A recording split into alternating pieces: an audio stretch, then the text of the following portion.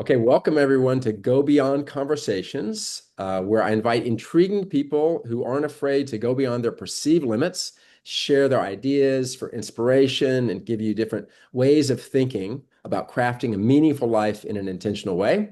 And today's guest is David St. Singh. He's a doctor who co-founded the Ikigai Health Institute, and I'll ask him to introduce himself in just a minute.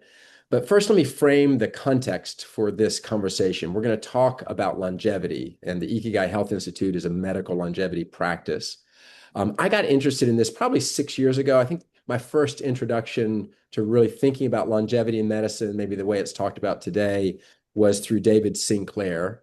And he wrote a book called Lifespan, Why We Age and Why We Don't Have to. Isn't that a provocative subtitle?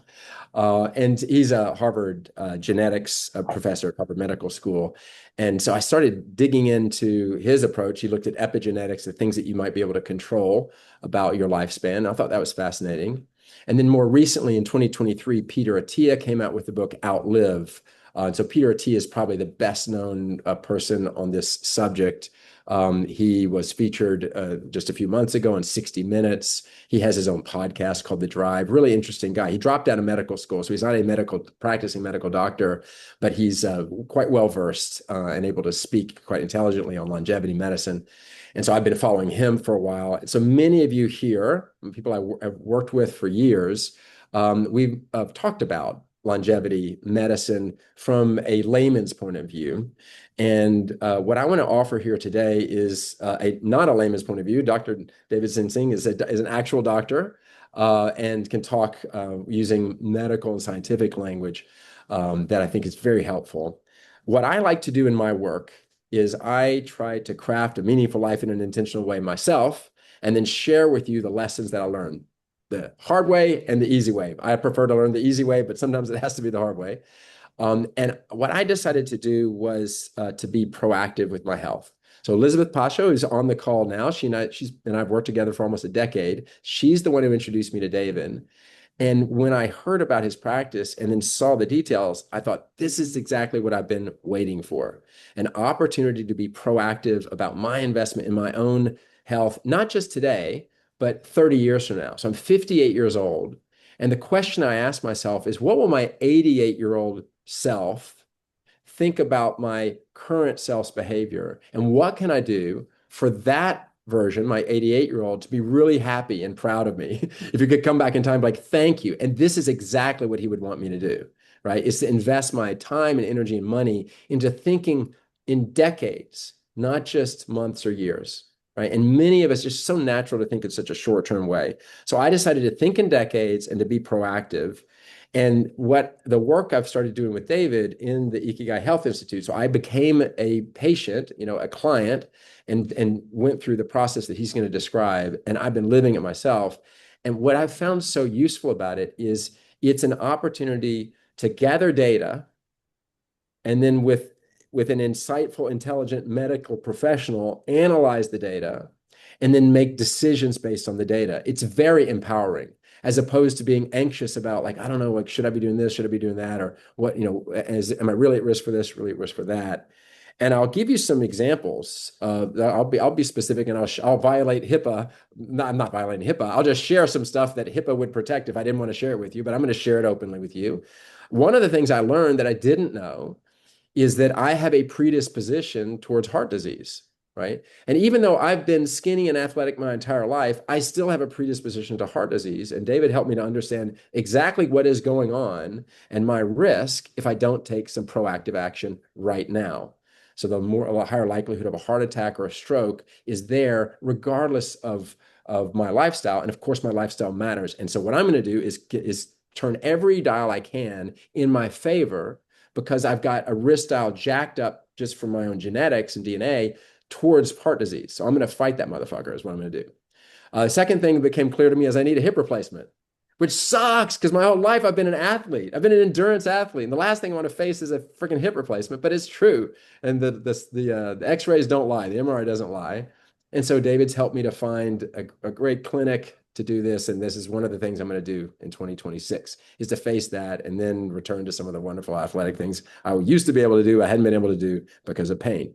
And there's a bunch of other stuff. So what I'll do is I want to turn it over to David now and just ask first, introduce yourself and maybe and your team, the folks you have on the call, and then when you present the material that you've prepared for us all, and then I'll ask you a few questions. So David, I'll turn it over to you. Welcome.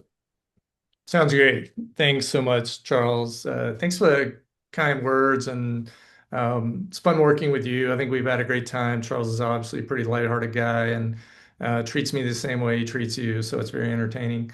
But thank you all for taking the time out of your day to hear what I have to say, and hopefully you'll learn a little bit about us, but also maybe learn a little bit about some concepts that surround longevity, lifestyle, health span, what some of those words mean. We do have several other team members here today. So I'm the CEO of Ikigai Health Institute. I live in Boulder, Colorado. I feel very fortunate to have landed in this spot. It's a reasonable place to hang your hat. My best buddy and co-founder, Rob Chen, is a physician in Charlotte. And you'll hear from him later during the Q&A. He's our Chief Medical Officer. Tate Benning's on the call. Tate lives in Boulder with me, not literally with me, but lives in Boulder. And he's our Chief Growth Officer.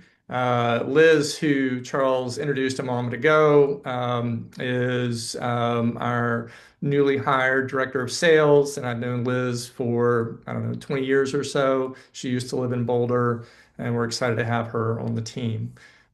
So thanks to all of you, and let's hope the technology goes well. So Charles, I'm going to share a screen. That sounds good. All right. And hopefully everybody's able to see that. Charles, do we look good on your end? Looks great. Super. Well, let's get started, shall we? So, as you all, I'm sure, know, there are a lot of types of wealth. There is spiritual wealth, there's emotional wealth, which we often talk about in terms of EQ. Financial wealth, obviously.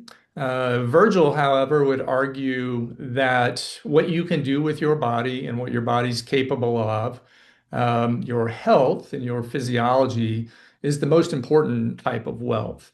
And that really helps dictate your capacity for enjoying life. And as we think about capacity, um, we think about how that impacts those around us. And that can be very focal in your household. Your capacity impacts your family, but it certainly impacts your work environment, what you're able to do at work, what you can do for your community, perhaps your church. And for some of us, perhaps our country or even our globe. And a lot of what your capacity allows you to do will determine your legacy, kind of what's left behind. At some point, we're all going to step away, and you will have a legacy for your family. What was your impact on your family, and all the other things that I mentioned? But a lot of that is really predicated upon capacity. So, as we think about how to determine the right path forward, it can be confusing, right? We all have spent time online, and you can look at influencers or physicians or blogs or websites, and you can go in 100 different directions to try and understand what you should or shouldn't eat, how you should or shouldn't move your body. Should you take that supplement? It can be massively confusing. And you might have a world-class liver specialist talking about fatty liver disease from Johns Hopkins being refuted by some dude in his mother's basement eating Doritos who's an influencer. And you may not know which one makes sense and which one's telling the truth and which one's providing valuable information, which can be really challenging. And that underscores that it's kind of hard to create a strategy. But as we go through this, I do want to challenge you to all think about what is your approach? What is your strategy as you move forward and think about your next year or 5 years, or as Charles talked about, 10 years or 20 years? What's the strategy that you're going to leverage to ensure that you age in a manner that fulfills you? And hopefully that strategy isn't throwing spaghetti against the wall and hoping it sticks, because frankly, that's not terribly viable. But for a lot of people, the lack of a strategy can lead to trying multiple different ways to live a healthy life. But there's a reality that in the background, the diseases that develop as we age and develop for most of us over time can develop at very different rates. But those diseases that are insidiously evolving don't really care what your strategy is. If they develop and eventually manifest, often they'll manifest in a really acute and catastrophic manner. And that will change your life and can change your life dramatically and quickly. So, as we think about how these diseases can limit capacity or the lack thereof can enhance capacity, what's the downside of losing that capacity? Certainly going to impact you at home, how you interact with your family, what you can do for your family, but it's going to it's going to interfere with your ability to do things at work as well.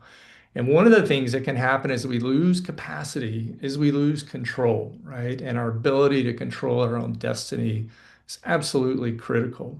And frankly, there's a downstream impact if we lose capacity on friends and family, and in particular, your family.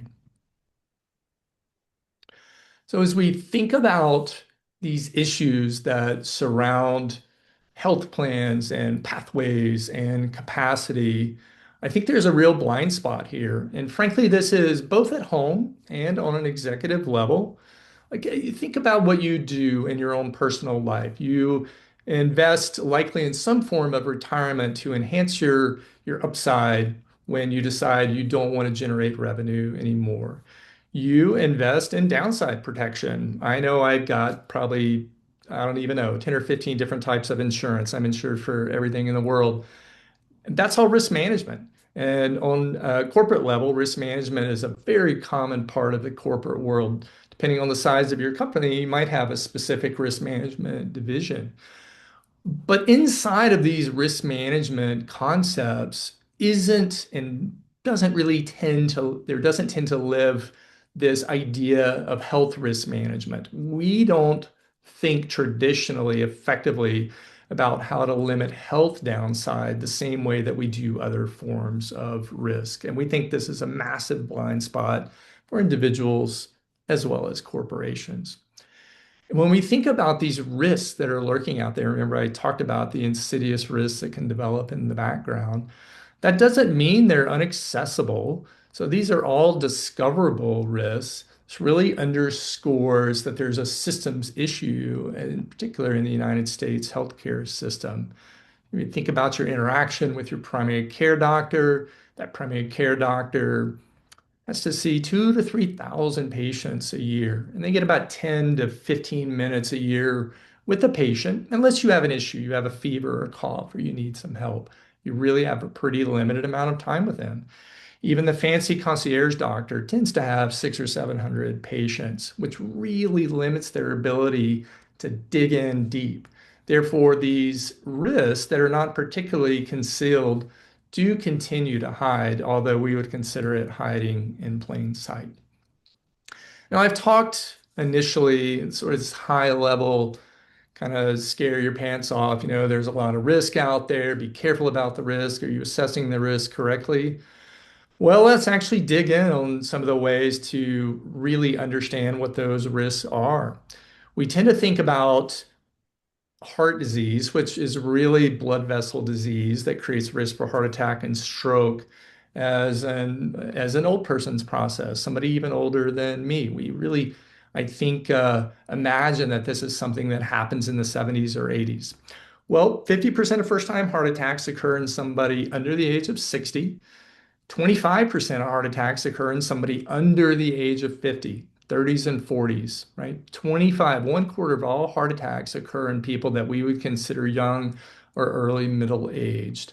So it is not a young person's disease process. And to be honest, the genesis of Ikigai was Rob's next door neighbor. So Dr. Chen, our chief medical officer that I introduced a minute ago, his next door neighbor, super fit physician, thin guy, rode his bike hundreds of miles a week, had a heart attack at age 50 and passed away. Rob, as an ER doctor, was beside himself. His neighbor had died. How could this process that takes 20 to 30 years to develop before you have a heart attack not be discovered and his next door neighbor and good buddy pass away? Didn't make sense that this wasn't identified. Cancer is a significant risk and has probably touched us all in some way. And if you look at this number, 40% of adults will get cancer. Well, let's be clear. This is not the skin cancer that your dermatologist is freezing or trimming off that you don't have to think about the next day. We're talking about invasive cancers, cancers that move beyond the capsule of their organ. So, prostate cancer that has metastasized to the bone, breast cancer that has moved into lymph nodes. So we're talking about 4 out of 10 of us in this room will get an invasive cancer. That's significant. And why does that matter? Well, if you get one of the 10 most common causes of cancer in the United States, your risk of death is 50%, not 5%, but you flip of a coin as to whether you live or die. So cancer is impactful, it's common, it's caught late, and it's not easily treated once it gets caught late. Metabolic syndrome might be something that you've heard about. It's this confluence of conditions, involves high blood pressure, obesity, some lipid issues, and a poor ability to manage blood sugar. If we just isolate metabolic syndrome, that's the only thing. You're not a smoker, you don't have a big family risk, so genetic contribution to dementia, you still have a 1 in 3 chance of developing dementia. If you just have this one process, the power of metabolic syndrome is enormous. Insulin resistance is essentially the state that's often referred to as pre-diabetes or even diabetes. It's a continuum inside the metabolic syndrome process in which we just don't manage blood sugar well. We go from these highly sensitive and well-functioning cells that respond appropriately to insulin to let sugar in the cells to the other end of the continuum, which is type 2 diabetes. And this is a completely reversible lifestyle disease, but it's really the platform that these other diseases sit on. Dementia is very much tied, as I just mentioned, to metabolic syndrome, as is heart attack, as is stroke, and likely cancer as well.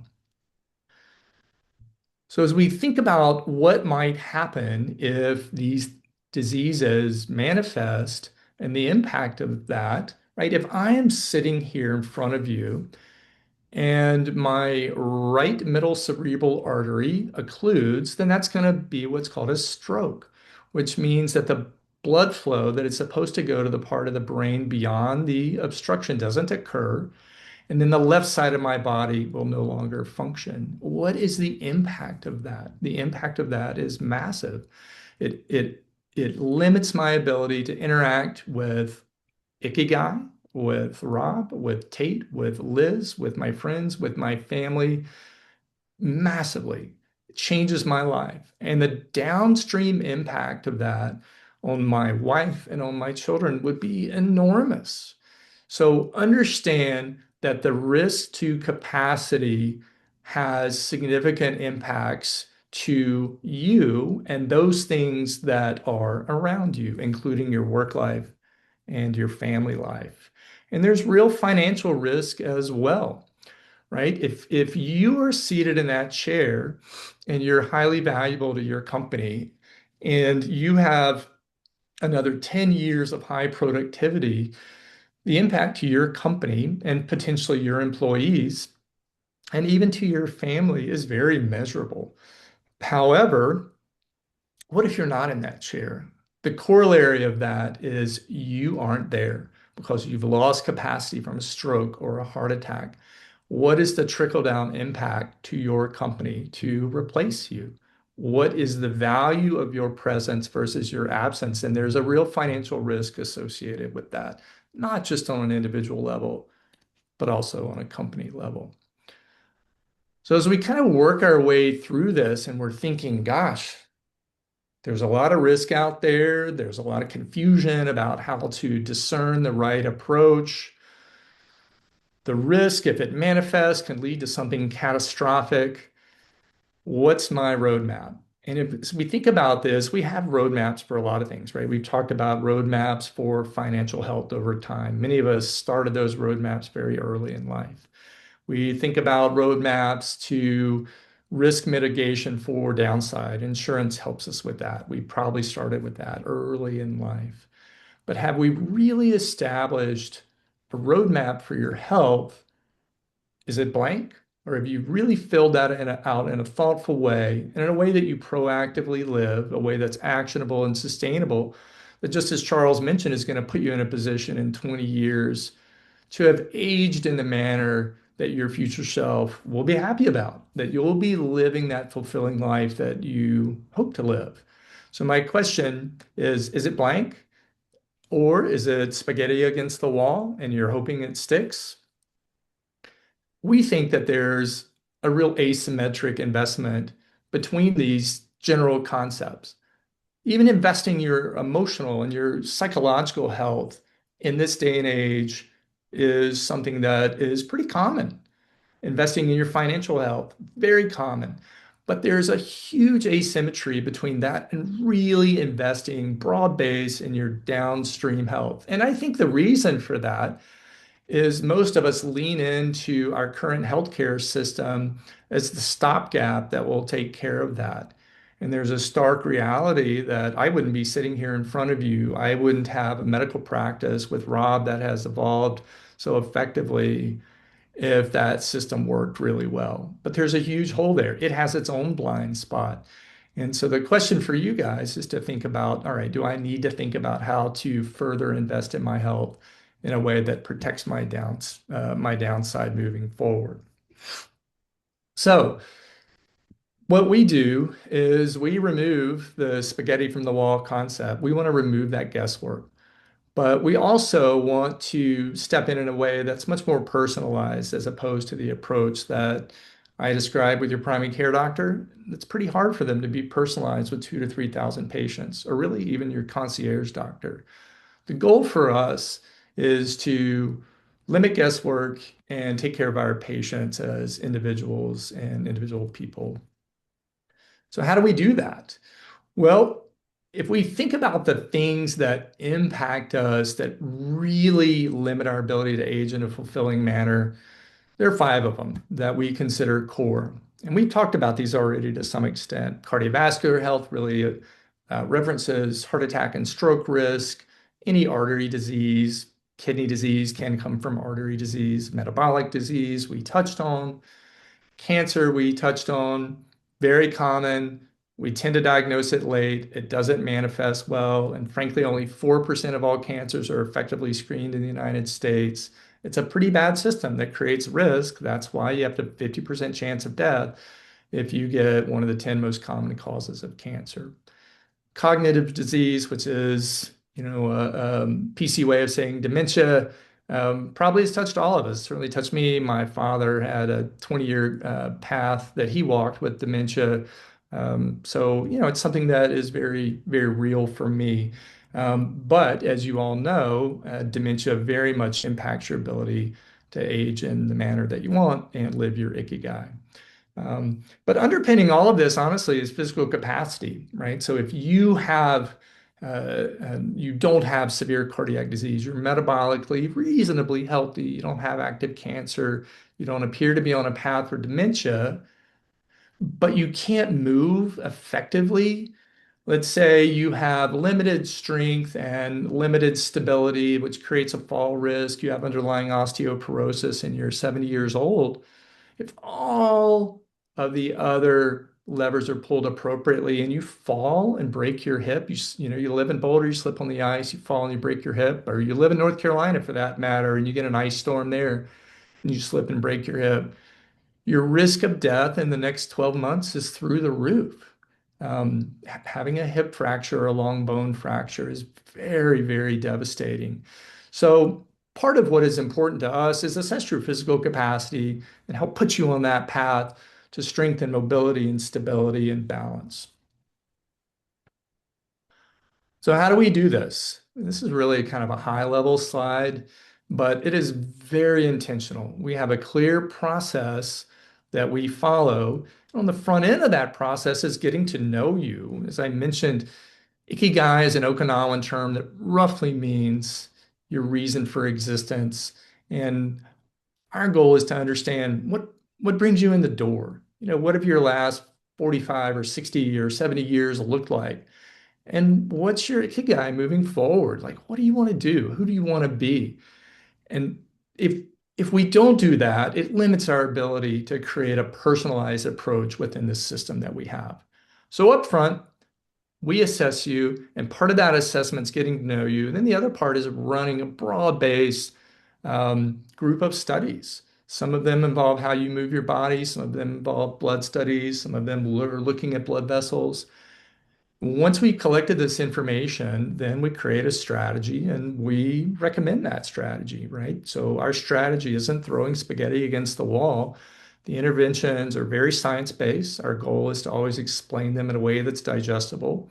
It's always to have decision making that's joint. So, I'm not the CEO of your body. My role and Rob's role is to educate you. And not everybody follows our recommendations perfectly, but this is a working together process. And then we have to remeasure, right? So we're going down this path and we say, gosh, the path that you thought you were on from our initial assessment seems to be somewhat at odds from the path that you're really on. We're going to recommend these interventions, but then we're going to reevaluate and see where we are. And this check-in process that you see under progress monitoring for our foundational approach, where we are your deep dive doctor, is pretty regular, but it's also individualized, right? Jerry, who's not on the call today, but some of you likely know, Jerry's dealing with some issues right now that require my presence. And I bet in the last 3 weeks, we probably texted 30 or 40 times. We've been on the phone multiple times, we've been on multiple Zoom calls, and that's because that's what it requires. But I have other patients that don't need as much interaction, and maybe the check-in with them is every 10 days. Point being, the check-ins are very regular, the dive is deep, the relationship is deep. And our goal is to create long-term outcomes that puts you in a different position so that you're able to live that Ikigai in the way that you would like to. And we think about this often in terms of capacity. It's a term I've mentioned several times, but the complexity of the human body is something that there's really kind of a dichotomy between how that's seen in our traditional healthcare system, which I described earlier. Your primary care doctor, 2 to 3,000 people, they have to take this puzzle of a body and really distill it down to a 10-piece puzzle and try and put those 10 pieces in the right place because they can't have a 100-piece puzzle for 3,000 people. This is where we're differentiated, and I think where Rob and I are really proud of what we created is we allow for some pretty complex movement of physiology and organ systems and concepts that create risk for you or actually minimize and mitigate that risk for you. And we believe if we can take this complex 100,000 piece puzzle and mostly put it in the right place, then we have a really actionable, personalized plan that is going to enhance your capacity and really minimize your risk from a health standpoint. And so our part of our mandate is a couple things. One, we are front end. It's funny, I'll go back to Jerry again. Jerry refers to me as his offensive coordinator. He's like, we are, a fast moving, very proactive offense, and we want to be on the front end of everything. We are not reactive. As emergency medicine physicians, Rob and I, throughout our careers, have lived that reactive life, taking care of the strokes and the heart attacks and the disease complications that are reactive.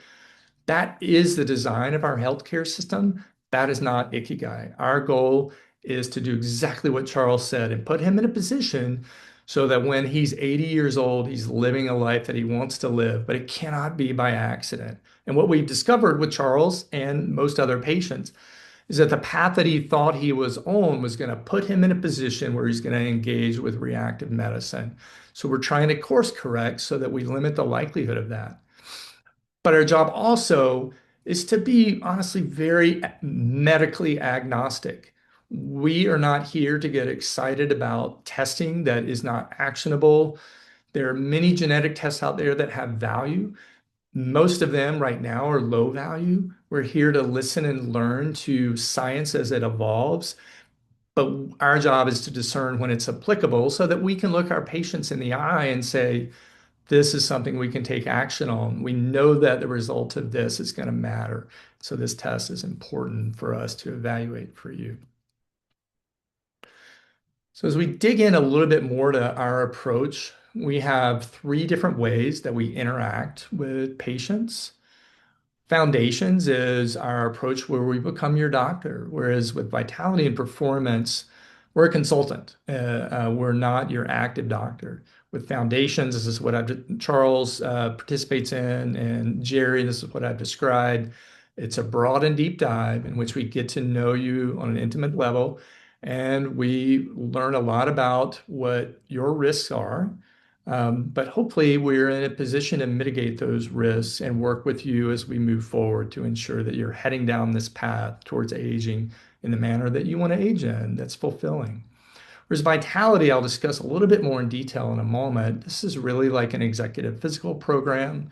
We believe it's highly differentiated from other ones you might have heard of.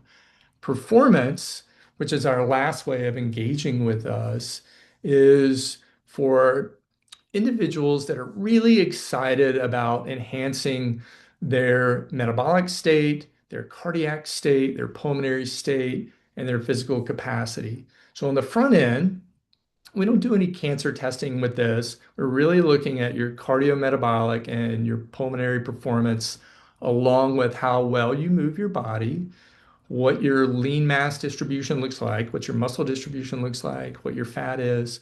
And then we train you. So we take you through a 6-month training process where we work with you as physicians. We also lean into our registered dietitian. We lean into exercise physiologists as consultants. We lean into behavioral adaptation specialists. And then whatever type of coach you might need, whether that's running coach, cycling coach, depends on um, from a performance standpoint, what you want to leverage to improve your body. And then we retest all the same tests that we do at the beginning of the 6 months. We will repeat at the end, and then we see where you stand. And hopefully, we have taught you along the way how to put yourself in a position to have greater physical capacity. So as we think about the executive vitality program, we'll just deep dive on this a little bit so you get an example. We go through all the same process that we do for foundations on the front end. Same consultation. We have a questionnaire that you fill out, which takes a couple of hours. I would spend a couple of hours with you or Rob. Then we go through all of the same testing where you are checking your blood pressure at home 2 or 3 times a week. You're wearing continuous glucose monitor. We are looking for heart disease with a highly sophisticated what's called CT angiogram. We are looking for cancer. We're in Boulder going through a whole body ultrasound. We're getting the DEXA scan that looks at bone density as well as fat distribution, muscle distribution. We're looking at a variety of blood biomarkers. And we layer that into how you move. So we have a mobility and strength mapping process that everyone goes through. And that takes about an hour. And all three programs go through this, where we see what's your stability like, what's your balance like, what's your strength like. And Charles can speak to this is challenging and sometimes not fun and sometimes exciting when you knock something out of the park. We layer that into VO2 max testing, which helps us understand how well you use oxygen at various levels of intensity. And during that testing process, we understand, can your body burn fat? Can your body burn carbohydrates? And then in the background, after we go through this testing process, we watch you exercise. It says 30 days, it might even be 45 days where we have this performance evaluation. We don't teach you like in the performance program. We watch you, we ask you, we partner with you to show us what you do on a platform. You will also get in this approach 1 hour consultation with our registered dietitian and as well as with an executive coach that really specializes in behavioral adaptation. So my job and Rob's job at the end of this is to summarize this information for you. So we have kind of two things. One, we pull all this information together so that we understand it, and then we distill it to put it in language that you understand. So we don't talk about VO2 max testing in a complex manner. We talk about it in a manner that's digestible for you. But not only do we want you to understand the information we garnered, we want you to understand what your actionable plan is moving forward. So those two things are coupled. And I think this is very different from Mayo, from Cooper Clinic in Dallas, from Hopkins, several places that do this. We think we're pretty differentiated with how we do it and the information that we provide. In addition to those approaches, for corporations, we believe we can be a long-term strategic partner for longevity health, whether that's content for leadership teams or employee base or customer base, executive retreats, or access to some of our consultants. We think we're well positioned to be a good strategic partner for corporations. So as we start kind of pulling all this together, we think that it takes a strategy that is a well thought out, executable strategy with great tactics to make sure that you put yourself in a position to have long-term health improvements from wherever you are. And it requires a path to end up where you want to be. And we believe that we've created a process that really puts folks on that path and frankly assesses if maybe their path is at odds with the path they want to be on, which is what we find often. We started this conversation with the idea that perhaps, if you agree, the greatest form of wealth is health. And as we are winding down, I find this Thomas Fuller quote so spot on, right? We talked about how these disease processes can develop very insidiously and over decades in the background. And not until sickness comes, you have your heart attack, the stroke that I talked about that hopefully I don't have. When it hits, your world has changed in the blink of an eye. And then you value your health in a way that you only wish you would have valued earlier. The whole goal of Ikigai is to put people in a position that this quote is irrelevant. They've been valuing their health all along. They've put themselves on a path that gives them the best shot at living that life that they want to live. So if you're interested in further discussion with us after this call, please do reach out. And Charles, thanks so much for creating the time for us to spend with these folks that you know and care about. And I will just slide over and provide you with some pictures of our team members. You can see Rob, Tate, and Liz, who are all here.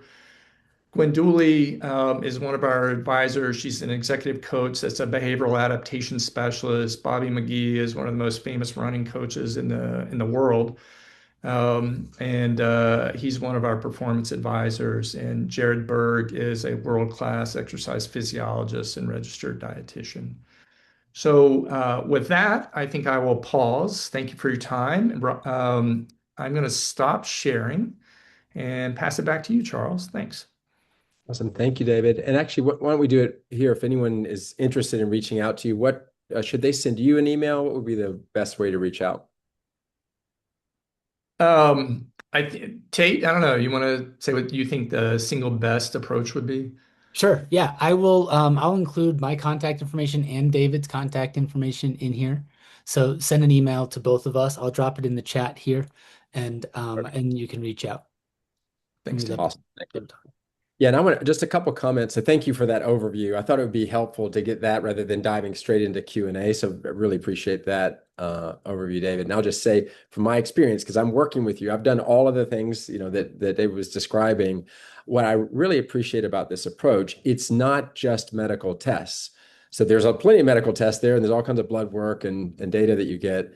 But for example, the strength and mobility tests I found very interesting. I've been an athlete my whole life. I see myself as an athlete, and I got a little annoyed with some of the obvious areas that I could improve on during that test. And I came out a little competitive. I'm like, I'm going to do better next time, right? So I like the fact, and we did a VO2 max test as well, which measures, your aerobic capacity. And it's great to just see what those numbers are. And the numbers don't lie, man. And so it gives you something to work off of in addition to the emotional health work and also the nutrition. So it's a very comprehensive approach. And what I loved about it is so in kind of one package, you get all of these aspects of health, the physical health, the medical work as well, but the emotional stuff and the athletic stuff. So it came together in a way that I found to be very, very satisfying and also revealing that you can't hide from the numbers is the way I felt. So that I like. I want to ask a couple of questions and I'll open it up to anyone else who's got questions for you. Maybe just a high level one. I was thinking about if you think about just the typical, people in just the population, what's a typical health issue that you think people ignore, don't pay close attention to? So maybe like a gotcha that it might be a helpful takeaway for people to, if they're not going to go deep dive, at least just what's some obvious thing that people tend to miss in this culture that might be helpful to think about? What do you think, David?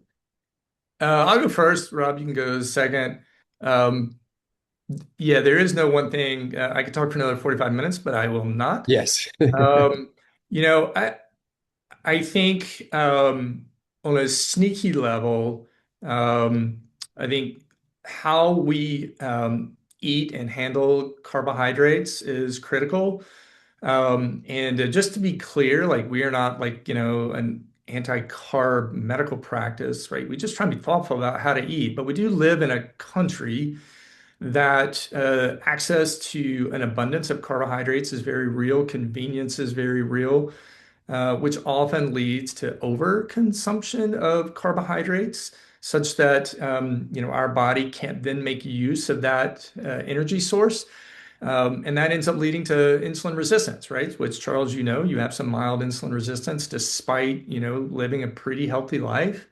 And that's really insulin resistance is a bedrock on which a lot of these other diseases develop. I mentioned in the talk that it's about 50% of adults. I'm suspicious that that number is low. In our practice, it's over half. We're all adults in the practice, and many of them are fit. I mean, we have this one guy here in Boulder who is this super ripped 63-year-old, rides his bike all the time, mountain biker, plays hockey. I mean, just go on and on, right? He's this older guy, but he hasn't eaten well for his whole life. And he's got a concierge doctor that blew off kind of a borderline elevated blood sugar for 20 years. And it turns out he's not just insulin resistant, he's at the far end of that. He has type 2 diabetes and didn't know it and was just kind of crushed. But we spent 6 months working on it and we've made headway. And this is reversible. It'll probably take another year, but I think he will be an insulin sensitive person. He's highly disciplined, but we'll get him back to where he belongs and put him on a better path. So I think that piece, you can't feel this, right? You don't know it. But I think that piece is really critical. I don't know, Rob, what do you think is something that you would mention? Hi, nice to meet y'all.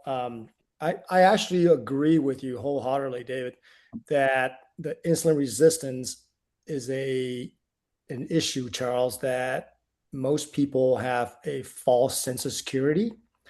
And part of the problem is that most of us are aware of and have been tested for hemoglobin A1C. Mm. And that's what most of the primary care docs use to follow you along to see whether or not you could be diabetic. And it's a terrible test. You can be insulin resistant for 10 years before you become diabetic. So why would you want to wait 8 to 10 years? Why wouldn't you want to turn the boat around in year one? So even though if your A1C is 5.7, 5.8, 6.1, right, you can be very far down the line. And we've seen that in our practice. And that's just set you up for so much badness. You have all these inflammation. People don't think about insulin resistance, high glucose environment as risk for cancer, but it is. Think about how cancer cells love that fuel source to grow, right? It's a fast growing condition that's growing unchecked, and it needs fuel to grow. And people who are insulin resistant or diabetics, they're just at much higher risk for that. So it's not only bad for your cardiovascular health, it's bad for your risk. Beyond that, it's a bad risk for dementia development. So it's a foundation that it's something that we look at very closely and something we address immediately. Excellent. Thank you. In fact, that's a good segue to the second question I was going to ask. It's interesting you brought up the linkage between carbohydrates and the cancer. This may be anecdotal, but it seems like there's increasing number of cancer among young people, increasing occurrence. I don't know if the data support that, but it seems like that's the case. And I'm wondering if you think it might be correlated to the types of food they're eating or something. Are you seeing this like a rise in cancer rates? And is there anything that would be actionable in kind of recognizing why that might be the case? You want to go first, Rob? Uh, yeah, but we are absolutely seeing certain type of cancer in the younger population, namely colon cancer. Mhm. In fact, I was actually talking to the widow of my buddy John this morning, and her 27-year-old son has a friend who's in the late 20s and developed colon cancer. Shocking, right? But then again, our cases, our percentage of people that are insulin resistant is going higher and higher.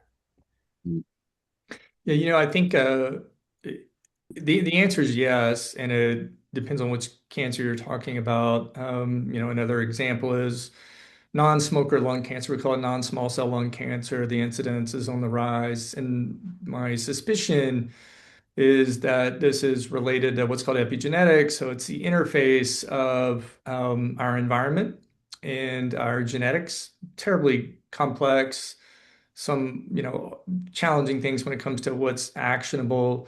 There are simple, obvious things like Charles, don't live in New York City, move to Boulder. So you have a slightly cleaner environment. Although we do have wildfires out here, maybe we're not the best place. But point being, yes, cancers on the whole are on the rise.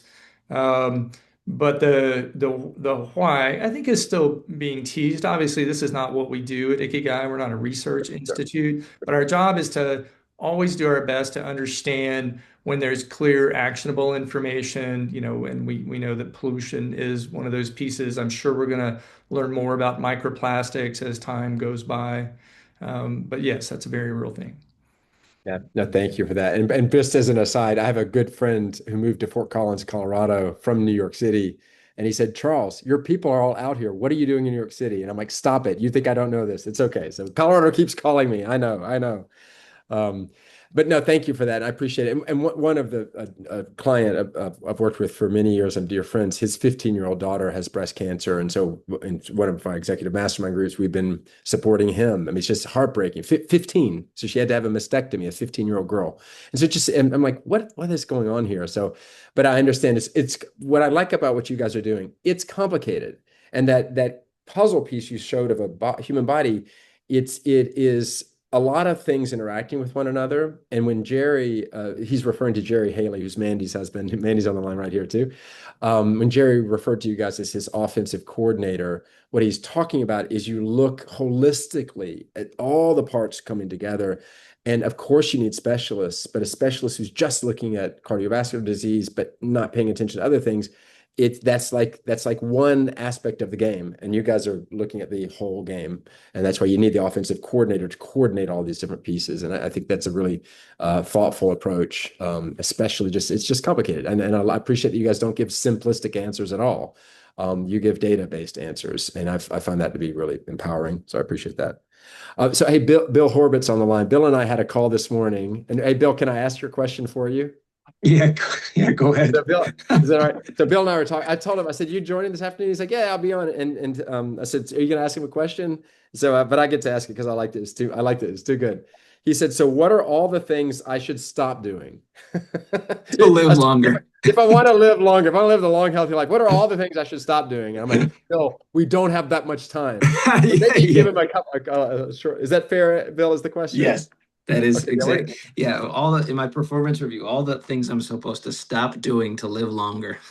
And before putting them on the spot, I will preface this by saying one of the things I've liked about going through the Ikigai Health Institute process is it's very customized. It's very specific to the person. And so, of course, that's gonna, the answer will depend on the person. But let's just assume Bill is the way he looks. Like making a lot of bad choices in life.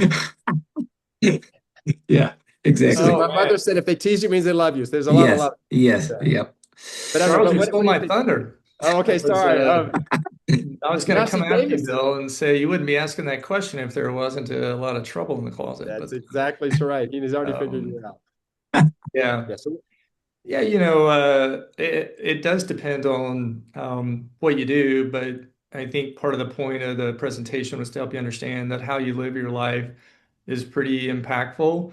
It's not, just the cards that you're dealt. So in terms of kind of what not to do, um, and I'll let Rob jump in too. I think the what not to do is over consume, and that's kind of the American way at the moment, right? It is again Mhm. access to food is different in the United States than it was even 50 years ago. So Mhm. quantity of consumption is critical. We won't really dive into what to eat. And then kind of what to do. I mean, there is no end to the value of how you move your body. And, I'm not some Boulder elite athlete, who's speaking from some pulpit. I work really hard at what I do, and work hard to spend time with my family. And probably like every person on this call, time resource is pretty challenging. But part of the fabric of who I am and have been, as long as Rob's known me, and is probably a lot the way Charles sees himself, is I see myself as an athlete. Now I'm 60. I'm horribly unathletic at this point, but I love to ride my bike. I love to go for a run. I love to swim. I do a little yoga every now and then. Um, uh, and I strength train 3 days a week. I'm a skinny Nice. little rod, but I lift really hard. Um, but I don't do all of those things the way I want to every week. I don't have 15 hours a week. So if I get in 6 to 8 hours of exercise, which is what I consider important for me, I'm happy. And so I think, Bill, being thoughtful about what you do with your body and doing it in the right way, and that would include the antithesis, which is, watching all 6 playoff games and doing nothing, while you eat Cheetos and blog about liver disease in your mom's basement. That's not where you want to be. You how want did to you you know? want to How be do you up know and Bill so moving. well? Yeah, how'd you know I had Well, Cheetos Charles, you yesterday? told me in What the advance. f That's Oh true. man. So, Rob, what do you think? Yeah. Hey, Bill. Hey, What what David and I do is really personalized. yeah, So this is really in a marathon, not a sprint, yeah, right? So what you don't want to do, but you like to do, should be considered in proportion to how much time you have, right? And yes. I have a patient who says, I have 2 glasses of wine every night, and that's non-negotiable. And I said, fine. If that's non-negotiable, we will, keep that in, but you just have to work a little harder somewhere else, right? Hmm. For someone like Charles, who's a ultra endurance athlete, 10 hours a week is not out of the question. But I have a young lady who's over 300 pounds. She's only 40 Hmm. years old. Yep. And to get 90 minutes a week out of her, it's success, Right. right? Yep. So Yep. it all depends on the person. Yep. And for someone who's not active normally, they get so much more bang out of the buck if they just get off the couch 3 times a week. Yep. So it has to be really personalized Right. and become secondary it's not based on willpower. Mhm. It's for someone to say, this is who I am. I'm somebody who works out or do something 3 days to 5 days a week. Yep. And that's To what pick we're that up, aiming for. Rob.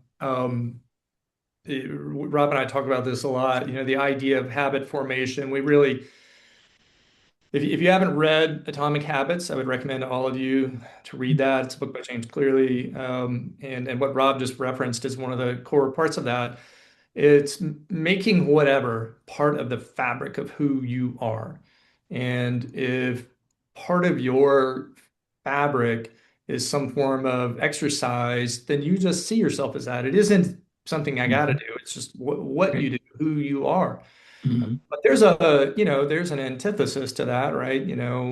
There's often, some yin and yang. If part of what you are is to, not exercise at all, such that any exercise is a challenge and very antithetical to what's the norm for you, then it isn't, an atomic habit. And the same thing goes with how you eat. So habit formation and sort of the imprint of who you are as a human being can change over time. It has to be intentional. But if you haven't read that book, it's really well done. Charles, I think you told me you had read it when I Yeah, recommended it. no, He's absolutely. he's recommended it before. Yep. And Yeah. I Go would ahead, just Dave. like to comment. So this morning I did say that, partly in jest. For me personally, I know some of the things I need to stop doing to live longer and healthier.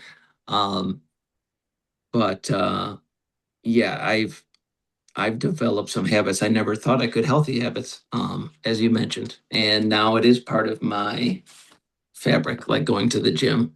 Um, Not easy, but and I've been with Charles for Yeah. many years, so his approach to life has helped, solidify some of those good habits.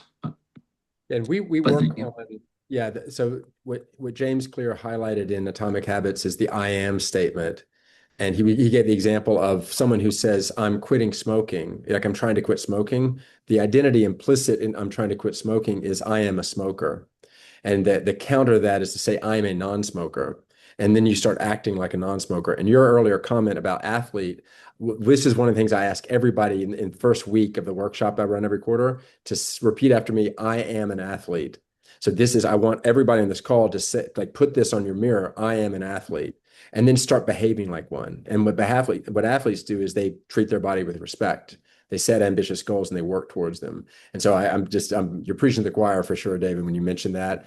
And it's important. I will notice when Rob, when you were talking about your client who said 2 glasses of wine a night is non-negotiable, Mandy was like nodding vigorously. Yes, you were. I She knew was like, it was coming yeah, straight to me. yeah. I Oh, you knew knew. it. You saw it. Yeah. We all Mandy's like, saw that yeah, reaction, Mandy. yeah. I, Mandy's I like, was like, yeah, it's motherfucker. coming. It's coming. Oh, But yeah. what he's about to say is she only has 14 in one day. Is that okay? I don't have two every day. I just I have did 14 in one day. I was just describing your physical reaction to Rob's anecdote. That's all I was doing. And no, you haven't disagreed with it. But no, actually, but I'll put you on the spot, Mandy. Like, what do you think about this whole approach? You have a question or comments or? Oh, I mean, Jerry, if some of you know Jerry, and if Jerry's into something, he's all into something. So I've gotten a front seat the last few months, and we found an issue. So it's, the reason we're doing this is we're selling our business soon, and we want to be able to live for a very long time and enjoy that the fruits of our labor. And he's considerably older than me, so he has to live long enough. It was Um, unnecessary, but please continue.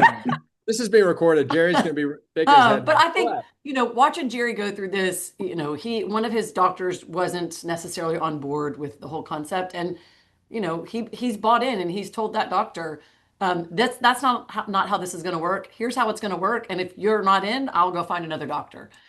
So I think that, watching him, my brother's doing something similar, kind of watching them navigate this is really helpful. I plan to go do this and in later on in the year, once we get through the close, and I've already recruited my sister, so my sister's going to come with me to Boulder. So Awesome. I, Um, I Hey, have a when question. Jerry started, he was really worried that I was going to make him stop drinking beer. I don't know if you remember that, Rob. and, And and Yes. and eat kale. oh yeah, he I was worried begged we were going to make David. him eat. Right. I said make him eat kale. I begged David to force Jerry to eat kale. You know, My only I request. We're very fortunate. I have a 17-year-old daughter that really bought into this a couple of years ago about food and how food heals your body. She's had a track injury for about 18 months that she healed with food. And so, we are turning the corner of what we eat in our home. I don't cook with certain things, and she has to look at all the labels and no sugar. And so it is helpful when you have somebody that you're tending to that has all these requirements. You just start to all do it. And I am doing Dryuary. It's not easy. It's very hard, but I will. Good. I You get credit at the end. Okay, Yes, fine. yeah. So I will probably go a little bit overboard at the end of the month. That's good. That's all right, Mandy. We know. I like that. That's one of the things, many things I like about you. Yes. Bill, were you going to Yeah, ask a follow-up question? I have a question. So as you guys hit upon, our medical system is, obviously not looking for the correct things usually, and it's text. These professionals are seeing 3,000 people a year. It would be hard. Um, as you go through the Ikigai Health Institute, do you help a person kind of navigate the medical world so that you are kind of more effectively maybe getting the help you need than just going to see your primary 10 minutes? I think it's probably this. And so much stuff gets ignored. It goes away, the symptoms go away, and then it's forgotten for the rest of time. And nothing is really ever found out, in my opinion, unless you make serious concerted effort and spend a lot of time kind of fighting the system to get these tests. So I was just curious about that, if you kind of can help navigate through, reality. Can I answer on behalf of you two first? Sure. I Yes. just say, as the person who's actually the patient here, I've asked David and Rob to do exactly this. And what happens is, first we've gathered the data and then identified the specific thing that really we want to follow up on. And then I've asked David, I live in New York City, and I'm like, can you find me somebody in New York City? And then he'll find it, even though he's based in Boulder. And he's like, here it is. And he'll set it up for me, or he'll send the prescription so that it's already done. And then I just go follow through. So Great. that's been my experience. If you guys want to answer differently, but already they've been helping me navigate the system. Okay. Yeah, I think that is part of our role.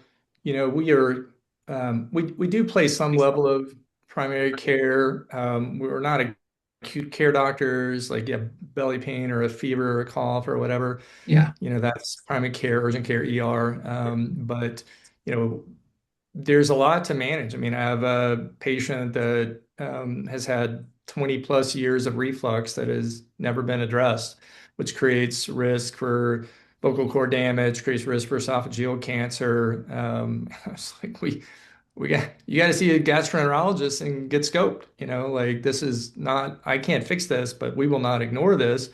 because this could potentially impair his ability to age the way he wants. Yeah. Esophageal cancer is a bad thing. Loss of your voice is a bad thing. Yeah. So, we referred him to a GI team here in Boulder. I've got a good relationship with those folks. They communicate the result. I've got other patients that have cardiology issues. I speak to the cardiologist directly on the phone. So we leverage consultants when it's appropriate, and we communicate with them. And part of our role is to make it easy for our patients. So you're right, the healthcare system's a pain in the ass, Yeah. and our job is to help grease the skids a little on that. Okay. And yeah, Bill, quick anecdote. Got a 45-year-old guy, um, felt like he may have some blockage or heart disease. Um, Went to see a cardiologist, like, no, you're fine. Stress test is fine. He's a marathoner, ran 3 marathons 2 years ago. And he says, what about some imaging? They're like, oh, no, you don't need it. So basically, long story short, we end up getting him getting the CT angiogram, the coronary CT angiogram, and he's got blockage everywhere.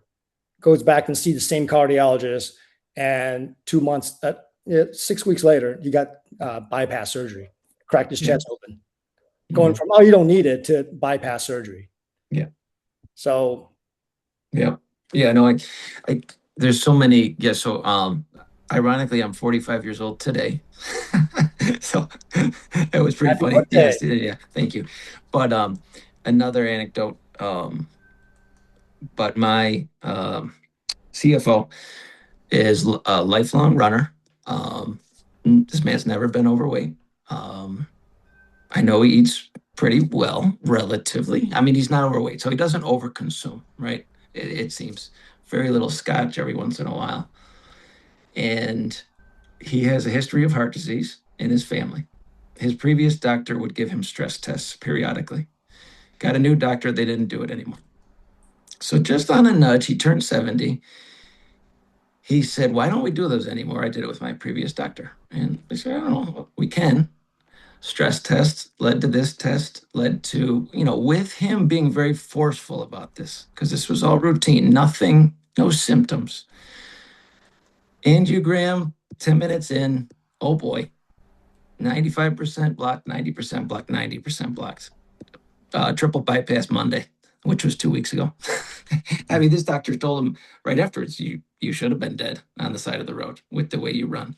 So, but that was just his persistence and kind of a hunch, I don't want to have to be persistent and have a hunch to save my life.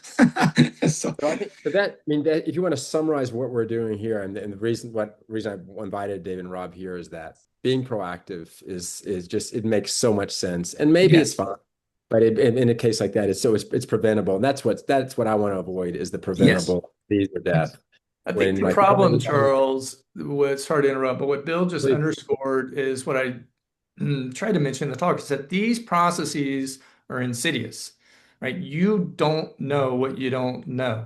Rob's neighbor died at age 50, rode his bike 300 to 400 miles a week. Right? So until they manifest, you may have excellent capacity.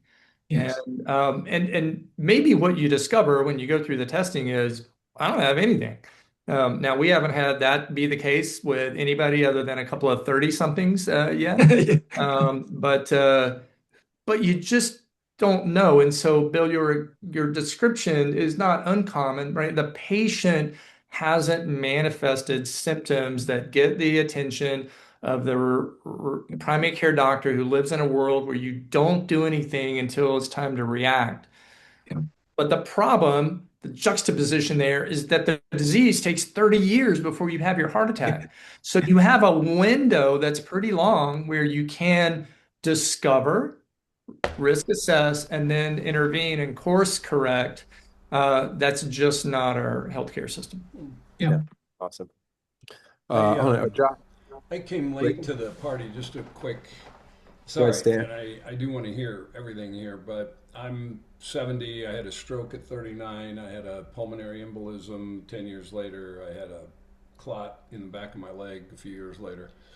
Been with the same doctor for 18 years, and through it all, I'm now on blood thinners, and through it all, I've been going to see him forever. And it wasn't until my kids started worrying about genetic issues that I forced my doctor to let me do a blood test to find out what I might have genetically that may or may not have been passed along to them, let alone is it maybe something that I might have been able to have been treating before I got number two and number three.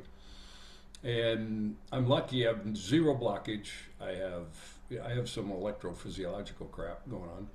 But so we discover that I've got low protein C that is incurable and that it definitely can promote clotting that I've had since birth and may or may not have passed that along to my kids. Um, and so when I asked my doctor, I said, "Hey, I've got low protein C, which can cause clots." He goes, "Yeah, yeah. We've talked about you've had low protein C for a while." And I said, "Well, why didn't you complete the sentence? That it's genetic and that there is no cure to it, right? You can take aspirin when you're younger and whatever, but that's why I just really love to hear what I'm hearing because I I love my PCP. I do an annual physical every year, and for the most part, I'm one of those where he says, "Yeah, hey, everything's fine," and but that can lead to trouble, right? I mean, it would have been devastating to me to have my kids pick this up, and they're all young adults now, and then find out that there may or may not be something that they could do to prevent this. So I love what you guys mhm. are doing. I love to look forward to learning more. Thank you so much. Thanks, Dan. Josh sent a question in the text where he said, do the fees you outlined include all the costs associated with blood work and testing? I noticed when you were given the 3 different price models, you had the tests that, it's a kind of a range of costs, and I did some out of pocket, some included. But do you want to talk, David, again, just briefly about the expected costs for the blood work and testing on top of the flat rate? Yeah, you bet. So, Josh, there are 3 different programs for just real quick on performance and vitality. For performance, there's just one charge. There are no options. On vitality, there are sort of 3 different levels. And basically, the cheaper it is, you actually skip some of the tests. We pull those out, therefore the price goes down.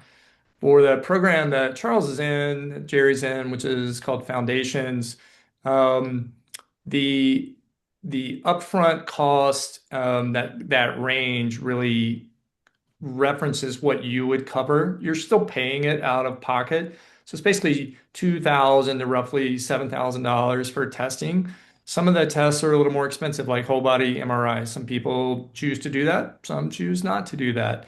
A CT angiogram with Clearly, which is a back-end software that's highly sophisticated.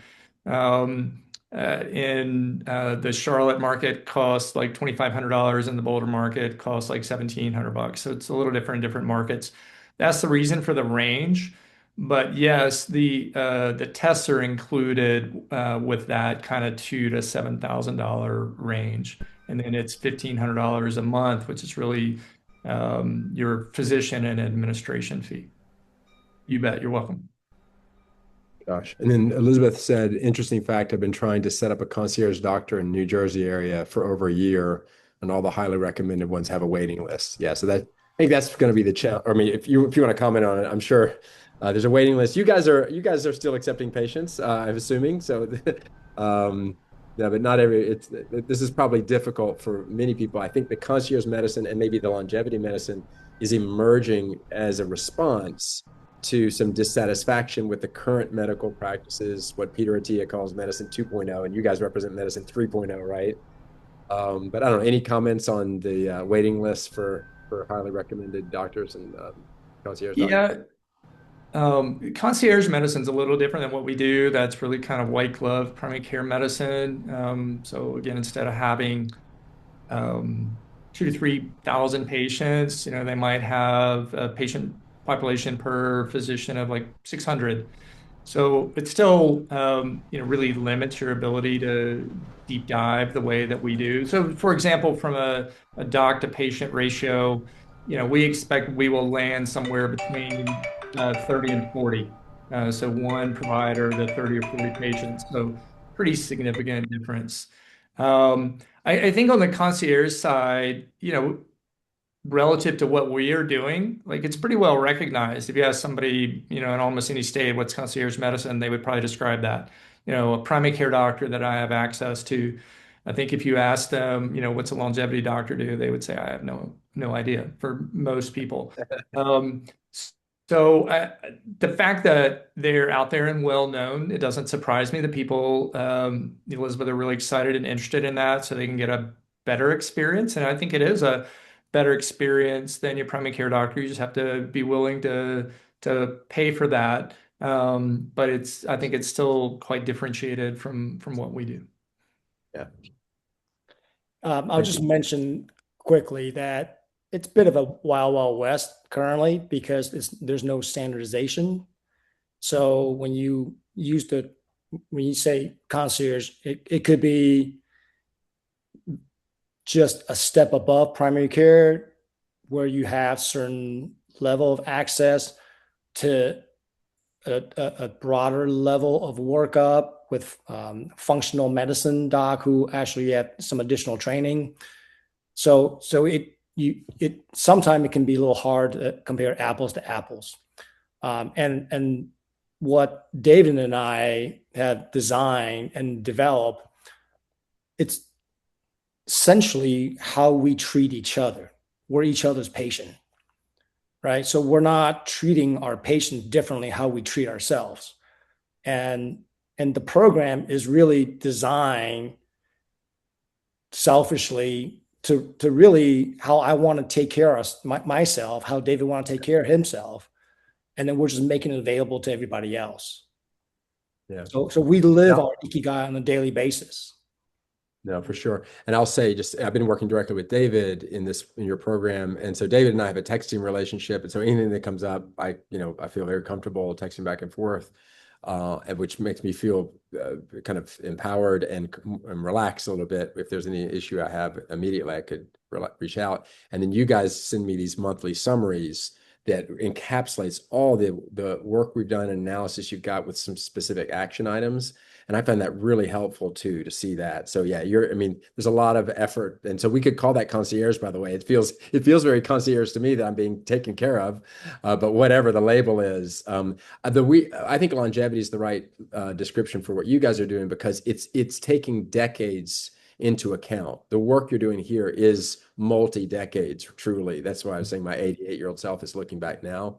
And so that's the longevity aspect to it. You really are looking for the emergence over time of things and taking action right now. And because once you give a big time envelope, you can prevent or greatly mitigate the negative impact when you give me 10 years, 15 years, to work on it too. So, okay. So, Go ahead. but what I was going to say, one comment too, is the continuing glucose monitor. So I'm not pre-diabetic and I don't have type 2 diabetes, but been wearing a continuous glucose monitor, and it's been really interesting to notice I do have a slight insulin resistance, it looks like. And so to look for spikes in things I didn't realize, like chai latte from Starbucks totally spikes this. Like what? And you see what happens. And I'm like, okay, I need to stop doing that. And it's because they jack it up with a bunch of sugar. I also love chai. When I make my own chai tea with soy milk at home, nothing happens. So I'm like, Starbucks is doing something specific to their chai latte. So all chai lattes are not the same. So you start, and then I just start, it's a game. In fact, my family members got a little annoyed because I just would keep it on. I'd be, hold on, let me eat this and see what happens. And so I'm just sitting here, I'm just watching my glucose throughout a meal. And my mom's like, can you stop that, please? I'm like, well, Mom, you're the one who made the brownies. So like, don't blame me. Anyway, so it's data. I love the data and the back and forth. And I think it's really Annoying when you're at dinner with friends too. Oh yeah, did I do it to you, Derek? I forgot. Oh yes, I did. That's right. You That was just when we started were in it. New York City. I just started it. I had that. We stopped for some nice little cake in the middle of the day, and all of a sudden David's texting me like, "What'd you just eat, man?" I'm like, "Oh, sorry. It was delicious." That's funny. This is dim sum, the little sweet things at the dessert for dim sum place. Hey, Hey, Okay, Charles, what's did you do yours? that when we had breakfast in New York? Oh, bite me, Leon. So Leon and I were supposed to have breakfast in New York, and that's when I got sick. And Leon texted me like, "Where are you, man?" And I was still in bed asleep with a fever or the sore throat. So I would have done that, Leon, when we had breakfast, but I was sick. So Leon gets to hold this over me. It's true. All right, so we got about 8 minutes left. Other comments or questions for David and I Rob?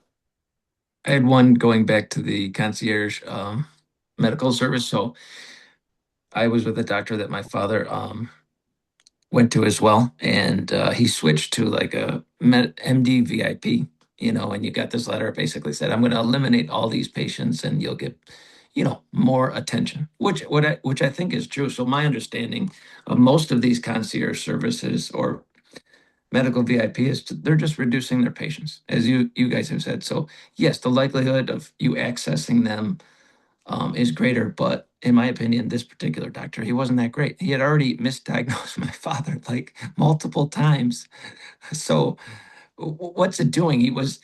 There's not even close to a comprehensive view of my father's health, this doctor. And so what are you getting? It's misleading, but I don't know if obviously you guys kind of feel the same because you have the numbers about how many doctors a concierge doctor would see. But to me, if they're still looking at the wrong things, then who cares if you have more time with them? That's just my opinion on it. That's quality of doctor. Cool. Which is why, by the way, I wouldn't have invited David and Rob on if I, thought they were in that category of doctor, right? No, but no, I want their comment because I think it's misleading that you go to a concierge doctor and all of a sudden you're going to be healthier. But that's what they're kind of advertising, it seems to me. I mean, you guys have an opinion on that? Oh yeah, Derek, do you want to add to that before they answer? Sure, because I have a concierge doctor and I actually have a good relationship with her. But the thing that I think is missing because she went through this about 4 years ago and dropped all hundreds of patients because she wanted to actually see people for longer, and she's very into health, and but she doesn't see the world through I would call it through an athlete's eyes. And so I constantly feel this. So my question was going to be, and it might follow up with what Bill's been talking about, is how do you integrate? Like, I like her, I don't want to leave her, but I also want to find something more that really is focused on another step in my health that I've done well to make some changes, but it's not there yet. So do you work with local? Because some of us are remote, like with local practitioners, and if you already have a GP, do you work with them, or do you transition everything to you, or how do you guys work? And well, so Bill, to answer your question, obviously we can't speak to what every concierge doctor is like out there. I would like to think that most people just in general are well-intentioned. I think those practices are well-intentioned. They're designed to offer more individualized care than traditional primary care, but they have limitations in what any one doctor would or wouldn't do or has or hasn't done. I can't speak to, but they certainly are different from us, and mostly that's just a numbers game, right? They charge less than we do, and they do less than we do. And if they wanted to do what we do, maybe they would adopt that model, or if they believe that we're headed down the right path, who knows? But Derek, to answer your question, yeah, part of your contract with us is that you have a primary care doctor. So we do manage a lot of what primary care doctors might manage. So, for example, we check blood pressure by having everybody buy an Omron blood pressure cuff. It connects to an app, and at the end of the month, they send us their blood pressure readings. One day Charles will figure this out and do it correctly, but most everybody else has it down. And so then we get 12 data points or so a month, rather than one a year. And if are 150 over 92 on average, you have untreated hypertension and probably need to be on medication. And then we talk about what are the lifestyle moves that you can make that are scientifically shown to lower blood pressure. And then hopefully we can get you off of medication eventually, but we don't screw around. So we do, as a case in point, we do things that overlap with a primary care doctor, and we probably do them more aggressively. And the way we talk to you about exercise is certainly more aggressive. The way we talk to you about nutrition is different. And we communicate, but that's on an individual basis. Like this one doctor or this one patient I told you about, who turns out he's got type 2 diabetes. It's basically like, you don't need to, you don't need to get in touch with this doctor that's missed this for 20 years. I'll just kind of lean into you for 99% of what I do. And if I get a cold, I'll call him. And I was like, great. So that's all kind of part of the personalized nature.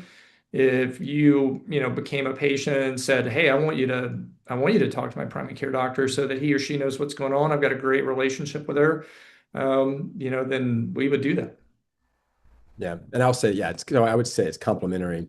And the reason, so I got an Omron blood pressure machine, but I had the app, but the machine I had didn't have Bluetooth enabled. So I keep sending stuff Did manually. you read Atomic Habits about excuses? Yeah. No. Thank David you. doesn't realize old school works too. I just note it down and I send him a spreadsheet. And he doesn't want to open a spreadsheet. He wants it pushed to him. So I'm trying to teach him the value of discipline and a little bit of extra work. Right? Man, you get 1 month free for that. Thank you. Exactly. Man, don't defend him, Mandy. Don't defend him. Okay. Anyway, all right. We're right at the end. Maybe one final question here. We just got 2 minutes. Anybody have a last question? Anybody want to go? Anybody? I was got a just going quick to question, comment Charles. quick.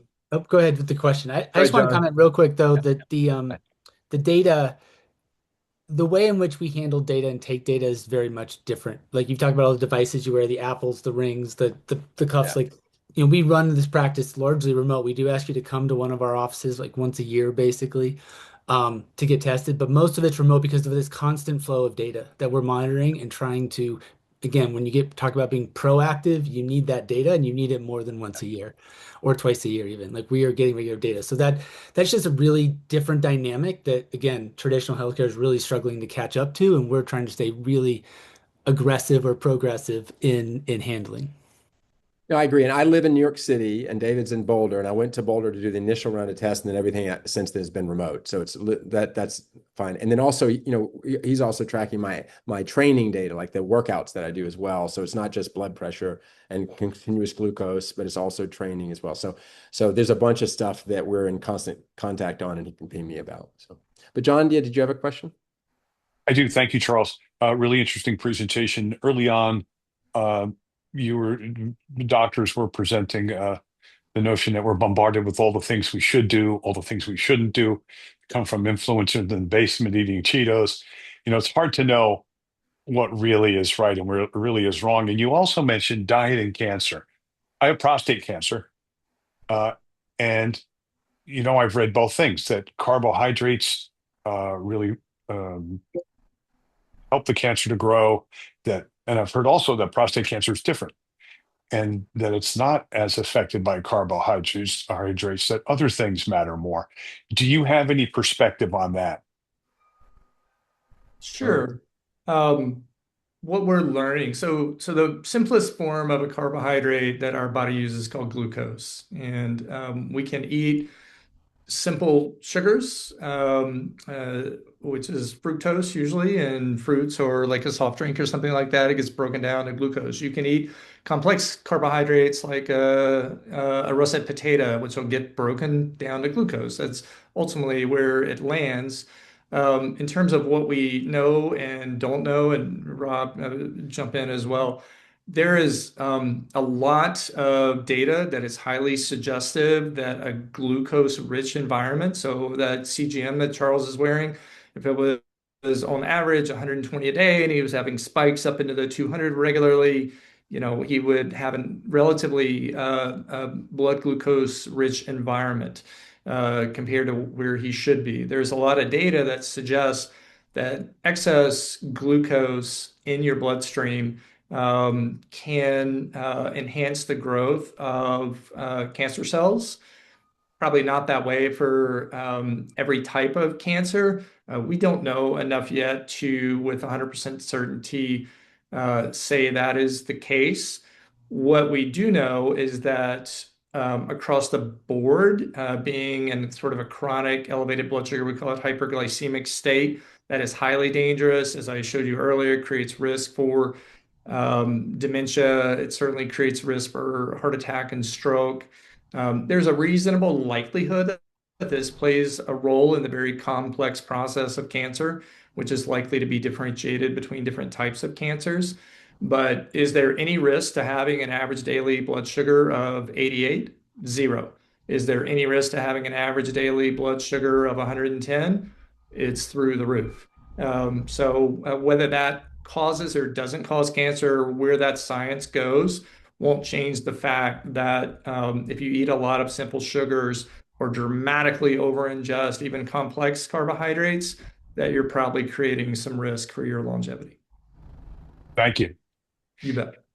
Yeah, and John, I'll add to that briefly that there's some really interesting data coming online regarding the immune system in relations to how we age, senescent cells, immunosurveillance, and cancer development.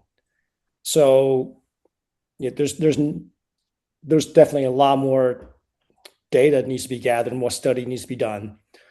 But the more you're insulin resistant, the worse your immune system functions and the higher likelihood of cancer developing. So when we eat a lot of simple sugar, right? I mean, so table sugar is basically sucrose, and it's half glucose and half fructose, right? So when you eat a lot of simple sugar, table sugar, fructose is treated very differently in your body compared to glucose, even though chemically they're very, very similar. when you eat a lot of fructose, yeah, your body says, hey, there's starvation. I need to reserve and save all these energies. So it's packaged, stored as fat, which causes further inflammation, and you become more insulin resistant. So not all carbs are created equal. I think that's what David trying to say as well. Right. Yeah, I understand that. I'm a true believer that sugar is poison. Processed foods with just added sugar, it's just poison. So I try to avoid as much of it as I can every day. All right. We could easily continue this conversation, but we're already past the 90-minute mark. So let me stop us here. I want to thank David and Rob and Tate and Liz. Thank you guys for coming on and for sharing all this information with you all. I benefited a great deal from this, and I hope the conversation was interesting for everyone here. So any follow-up, I saw Tate just put their website in the chat. So if you hadn't seen that, you can see the website. It's ikigaihealthinstitute.com. And then also the emails. And if you, for whatever reason, missed it, you can send me an email and I'll connect you with the folks. So feel free to follow up with me if you need to.